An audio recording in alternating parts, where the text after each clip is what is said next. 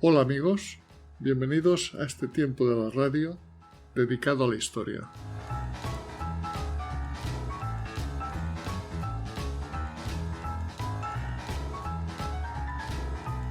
Nos encontramos en la Europa del siglo XVI, periodo que corresponde con un gran desarrollo económico.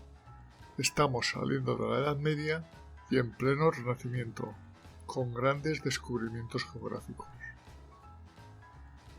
El cristianismo sigue dominando la sociedad, y la Inquisición ejerce su papel oprimiendo los movimientos de libertad de pensamiento que pudieran surgir. En 1517, Martín Lutero da un paso adelante exponiendo sus 95 tesis que dieron origen a la Reforma Protestante, un cisma en la Iglesia Católica que cambió profundamente la historia de Europa, apareciendo en unos años las guerras religiosas, cuyo máximo exponente fue la Guerra de los 30 años, producida en el siglo siguiente. Y en este ambiente de los inicios del siglo XVI nació el protagonista de nuestra historia.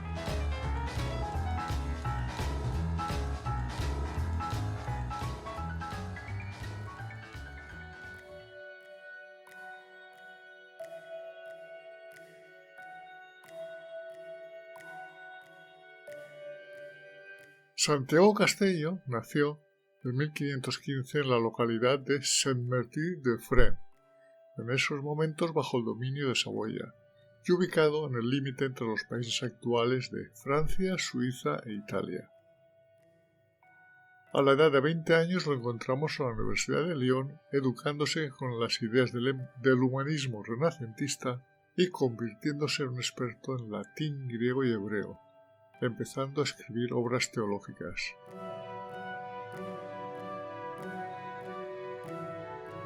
Su educación, celo y conocimientos teológicos fueron tan sobresalientes que era considerado como uno de los hombres más eruditos de la universidad.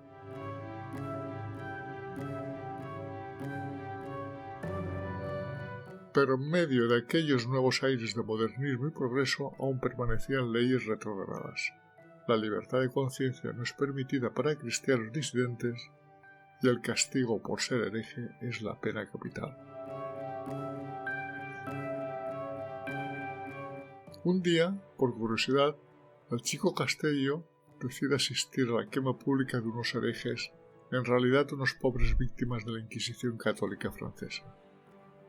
Este observó con horror aquella despreciable escena, la cual causó una gran impresión en su persona, moviéndolo a abrazar la nueva corriente cristiana del protestantismo, que le parecía más conforme a la doctrina de la libertad de conciencia.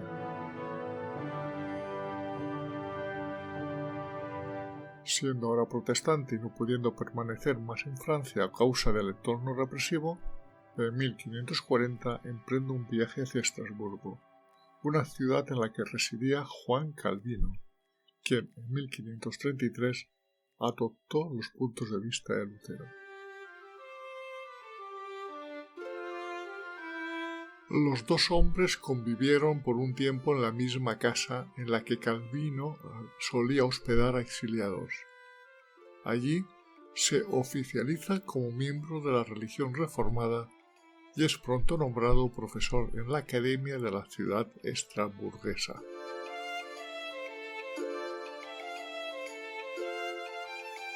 Cuando Calvino regresa a Ginebra del exilio en Estrasburgo en 1541, se llevó con él a Castello, a quien entonces apreciaba, y se aseguró de que éste obtuviera un cargo como profesor y rector del Collège de Rèves, una nueva escuela ginebrina con un toque humanista. Para entonces, nuestro protagonista era ya un hábil filólogo y se destacaba en el latín como orador y poeta. Su trabajo consistía en enseñar latín clásico a los jóvenes estudiantes con la misma Biblia, para lo que inicialmente tradujo al latín algunas porciones del Antiguo y del Nuevo Testamento, los que unió en un libro que tituló Diálogos Sacros, publicado en 1542.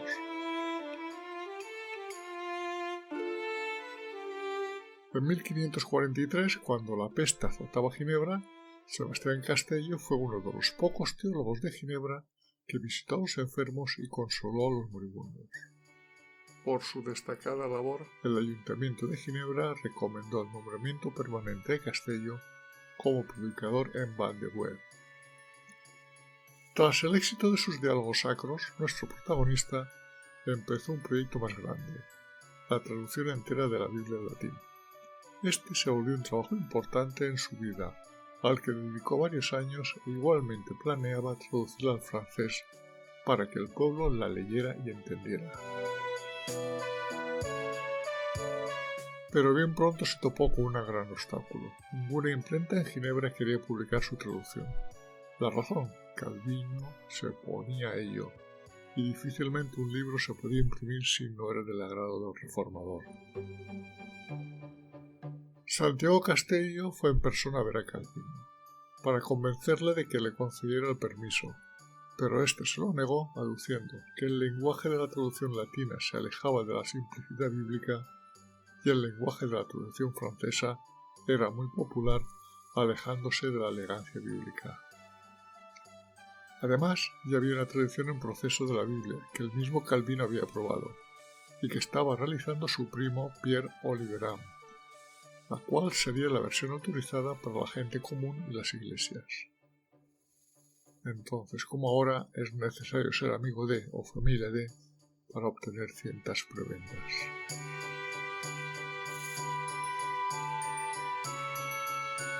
Pero Castello no se dio por vencido e insistió nuevamente ante Calvino hasta el punto de que obtuvo la palabra de éste en el sentido de que le permitiría solo si él antes podía leerla y corregirla, cosa que Castello no se creyó, iniciándose así la enemistad entre estos hombres, la cual fue incrementándose en la medida en que fueron surgiendo nuevas discrepancias, especialmente doctrinales.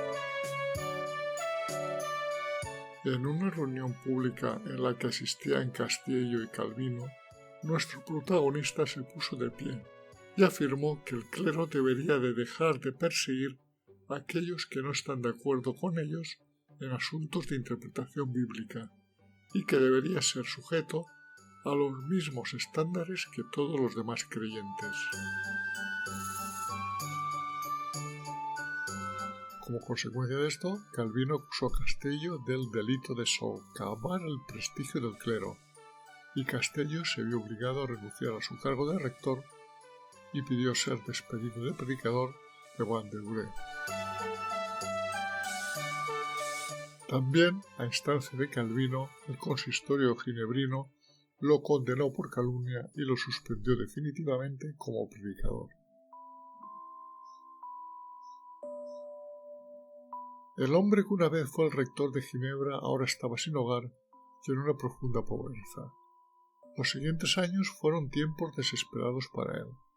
Aunque fue uno de los hombres más eruditos de su tiempo, su vida se redujo a mendigar comida de puerta en puerta. Viviendo en la pobreza extrema con sus 8 dependientes, Castello se vio obligado a depender de extraños para mantenerse con vida. La situación no era fácil.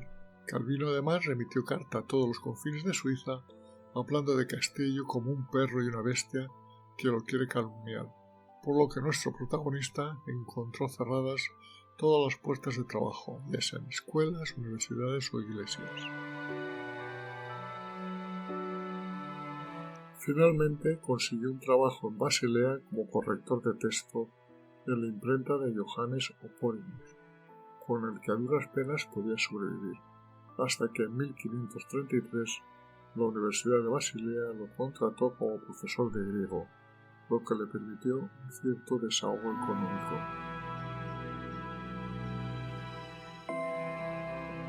Durante este tiempo, Calvino, gracias a su capacidad organizativa, logró convertir a toda la ciudad de Ginebra en una férrea máquina de obediencia, capaz de exterminar cualquier libertad de pensamiento en beneficio de su doctrina exclusiva. Universidad, consistorio, justicia, clérigos y alguaciles, todo estaba bajo su estricto control, y a quien se atreviera a hacerle la más mínima objeción le esperaba la mazmorra, el destierro o lo que es peor, la hoguera. En octubre de 1553 fue ejecutado en Ginebra el médico español Miguel Servet, por blasfemo y hereje, pues nada más y nada menos que Servet había cuestionado la existencia de la Trinidad. Ante este hecho, Castello siente la necesidad de abandonar su pacífica labor para denunciar a Calvino en nombre de los ultrajados derechos humanos. Y así escribe el Tratado de los herejes, aunque de forma anónima, en el que él llamaba a este acto simplemente un asesinato.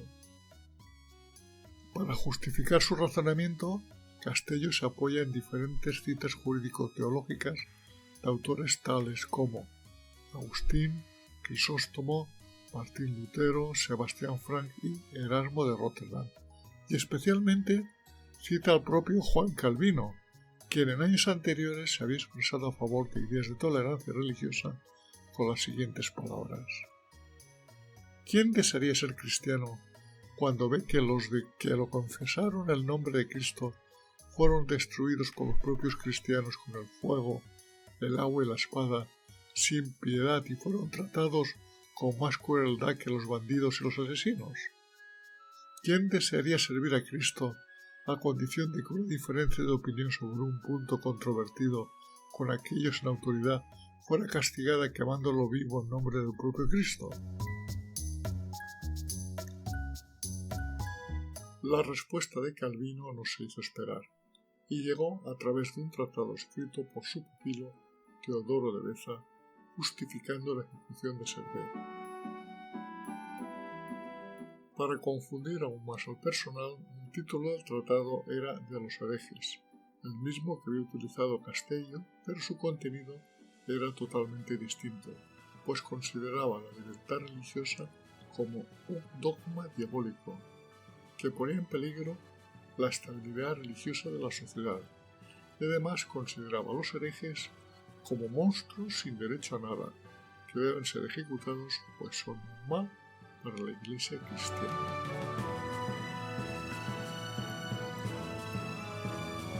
Castello pronto respondió con otro tratado, bajo el nombre ficticio de Basile Montfort, y para esconder su origen figuraba en la primera página como impreso en la ciudad alemana de Brandenburgo, cuando en la realidad había sido impreso en Basilea por la imprenta de Johannes Oporius, contra el escrito por Teodoro de Beza, en el que se vuelve a defender la libertad de conciencia y la condena a la ejecución de Servet, y en la que se exponía: matar a un hombre no es proteger una doctrina, sino que es matar a un hombre.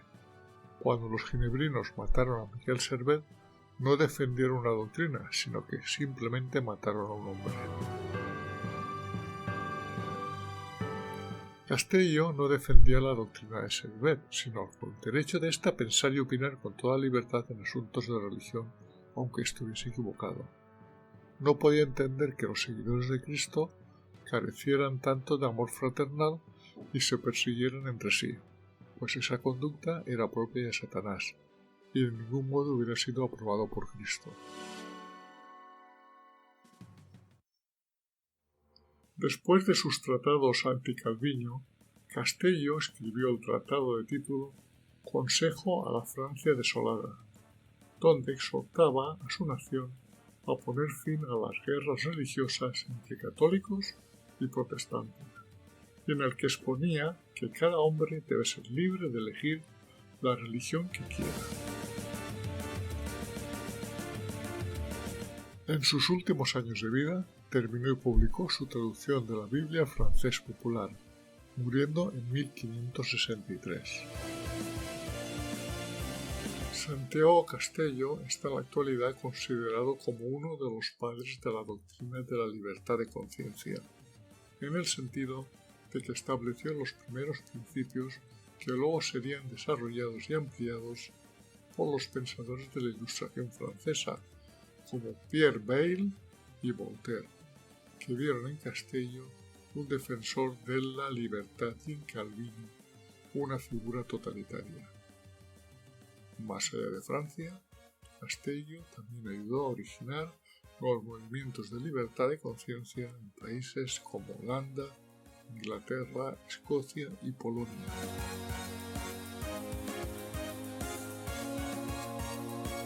Y esta es, en pocas palabras, la historia de un gran hombre, que luchó por los derechos humanos.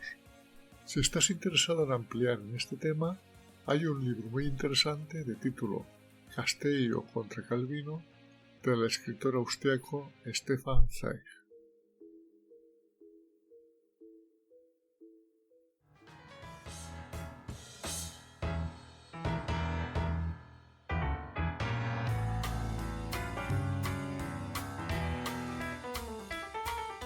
Si estás interesado en otros temas de historia, nos puedes seguir en YouTube en mi canal Desde mi Retiro y en iVoox, Spotify y Google Podcast en el canal Un poco de Historia.